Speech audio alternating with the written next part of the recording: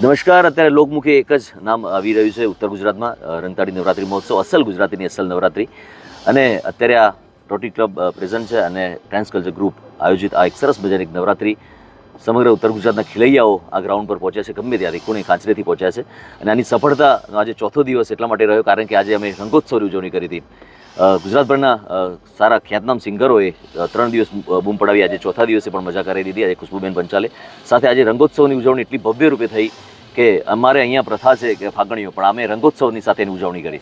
રંગોત્સવની ઉજવણીનું મુખ્ય કારણ એ રહ્યું કે ખેલૈયાઓને આકર્ષિત કરી શકીએ છીએ, ખેલૈયાઓને એક માહોલ અમે બતાવી શકીએ છીએ અને માતાજીના દીવડાઓ થકી અને ફટાકડાઓ વતી આખું જે આકાશ છે રંગબેરંગી કરી દીધું, અમે ઉજ્જવળ કરી દીધું. સાથે સાથે ઓપરેશન સિંધુની જે ભવ્ય સફળતા હતી એની ઉજવણીનો અમે મુખ્ય પાર્ટ આમાં ઉમેર્યો, જેના થકી અમે ઘણા બધા 300 થી 400 રાષ્ટ્રધ્વજ સાથે અમે લોકો એનું પ્રદર્શન કર્યું. સાથે સાથે 1000થી વધારે પણ બલૂન અમે હવામાં છોડ્યા, જેને થીમ આખા તિરંગા ઉપર હતી. સાથે સાથે ગુલાબની વર્ષા કરી, પાંખડીઓની વર્ષા કરી અને અદ્ભુત નજારો હતો.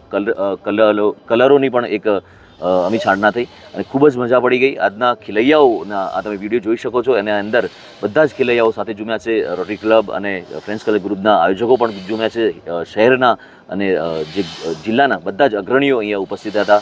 રાજકીય કહી શકાય કે સત્તા સાથે જોડાયેલા દરેક વ્યક્તિઓ, પ્રશાસન સાથે જોડાયેલા દરેક વ્યક્તિઓ જોડાયા અને ખૂબ જ મજા પડી ગઈ. સખત અમે લોકો આખા દિવસ દરમિયાન આનું આયોજન કર્યું છે. બધા જ સખત થાક્યા છે, આનંદ સાથે થાક્યા છીએ. એનો વિશેષ આનંદ છે અમને.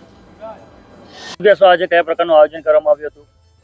આમ તો રંગતાળી નવરાત્રિ, અસલ ગુજરાતીની અસલ નવરાત્રિ, એનું આયોજન ફ્રેન્ડ્સ ક્લબ અને રોટરી ક્લબ હિંમતનગર દ્વારા આયોજિત કરવામાં આવેલ છે. આ કાર્યક્રમો પહેલા દિવસથી સુંદર રીતે ચાલી રહ્યા છે. આજે એના ભાગરૂપે આજે અમે એક સુંદર મજાનો પ્રોગ્રામ રંગોત્સવનો કાર્યક્રમ કરેલો. એ ઉત્તર ગુજરાતમાં કદાચ સર્વપ્રથમ, ને હું તો એવું માનું કે ગુજરાતમાં બી સર્વપ્રથમ ખેલૈયાઓની દેશભક્તિની ભાવના જાગે એ રીતનો આજે પ્રોગ્રામ કરવામાં આવ્યો. એમાં ઓપરેશન સિંદૂરની એક થીમ એને આયોજિત કરવામાં આવેલ હતી. સાથે સાથે 1000થી વધુ તિરંગા ઝંડા સાથે બલૂનનું અમે હવામાં છોડી એમને ઉત્તર ગુજરાતમાં એમ કદાચ આ પ્રસંગ તમે કદી પણ જોયું ના હોય એ પ્રકારનો પ્રસંગ આપણે કર્યો છે.